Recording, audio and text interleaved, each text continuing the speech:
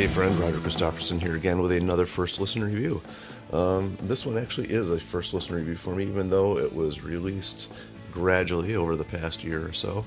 It is the brand new one from Peter Gabriel. It's called I.O.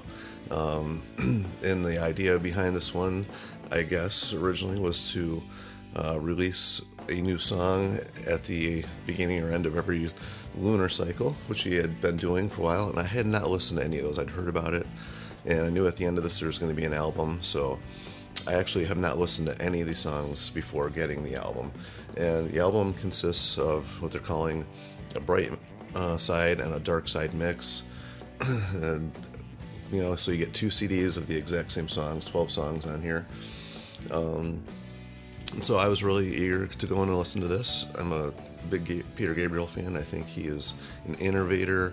I think he's extremely artistic, a great creator.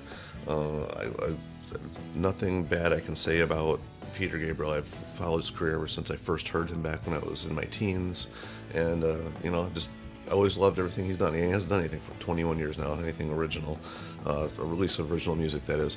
So this is kind of a big deal. And so I got it, popped it in, and the first song went with the bright side mix just because that was the first one in. And the Panopticon being the first song, thought was interesting. It had some cool bass stuff going on, which I expected. Got Tony Levin's back on board on most of this one, and Brian Eno and stuff, which he's always worked with. So I was, you kind of knew a little bit what you were going to get with this one, and he sticks with the people that he's worked in. This was been recorded, many different places, many different studios, and it's taken a long time to record this album. It wasn't done all at one time, so it was done gradually over time. So anyway, that one kicked in, and I enjoyed that song. It sounded a little bit more new wavy and stuff like he had done on those last couple albums. But then the song "The Court" came along, and I don't know, that one didn't hit me too strongly, and I was like, all right, well, it's only two songs in, we'll listen a little bit more. And then the song "Playing for Time" came in, and I don't know, I'm not going to try to make any Peter Gabriel fans upset with this review, but I have to be honest, and like I said, I am a Peter Gabriel fan, but this song did absolutely nothing for me. It just was very long and dragged on for way too long, and I was getting a little bit worried at this point.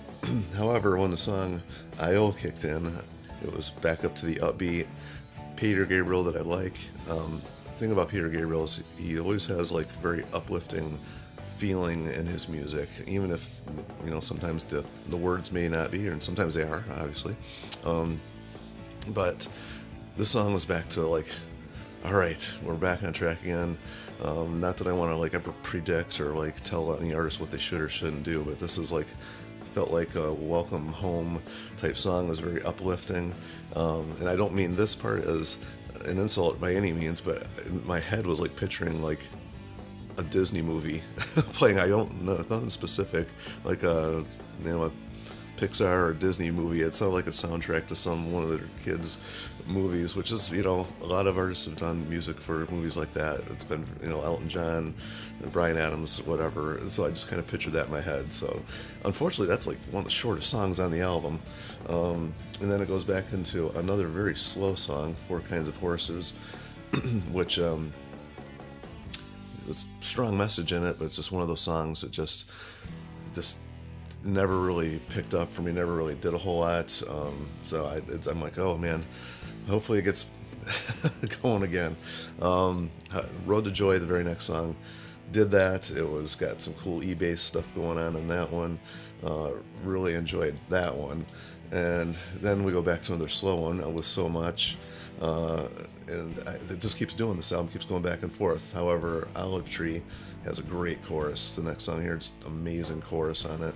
And and then we go back to another really weird experimental one, Love Can Heal. And this just keeps happening. And they're long songs, 6-7 minutes. So at this point, I'm hoping that the dark mix is going to be a little bit more involved, or something's going to change quite a bit in that one. However, we get to a little bit more of a Motown type feel with This Is Home, which was cool. I like that one. And then we get to a very, very, very long song, And Still, which doesn't seem like it goes anywhere for me. And then the last song, it takes a while, but that one ends with a very big, uplifting chorus. However, I didn't think it lasted very long. I wish that had actually built up a little bit quicker, but you know, it is what it is. So at this point, pop in the Dark Side, and quite honestly, it wasn't a huge difference. Panopticon, I did notice that one did have a little bit more of a darker feel to it.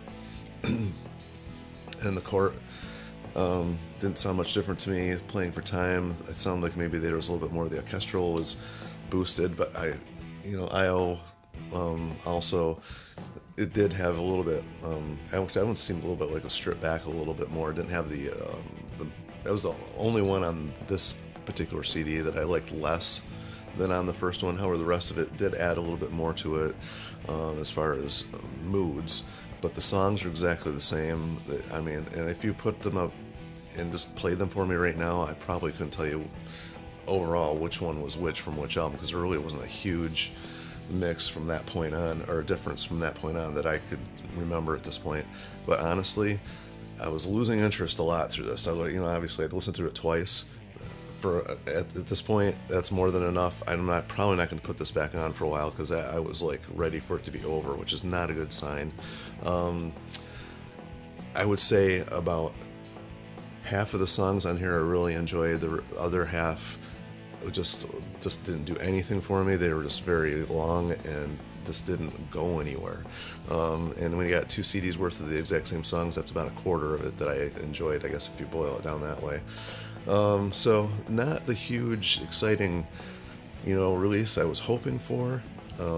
Maybe after a little bit of time, I'll go back and listen to it again and get some more out of it. But at this point, first listen, because that's what this is, first listen review. That's my first, thoughts on it. I'm not trying to upset any Peter Gabriel fans. Sometimes we go in blindly thinking we're going to just love something because we love the person, and sometimes that influences our thoughts on it. I do love Peter Gabriel. However, I would say, about half of the songs, or I enjoyed the other half. I don't care if I ever listen to it again. So, unfortunately, it is what it is. And as always, I welcome people to share their thoughts, even if they're completely different than mine, because that's what this is all about. It's not an argument. It's just our opinions. And I welcome those. And, like, share, and subscribe, because, this is still Peter Gabriel, still got some good stuff on here, and there's other people out there that may really, really enjoy this.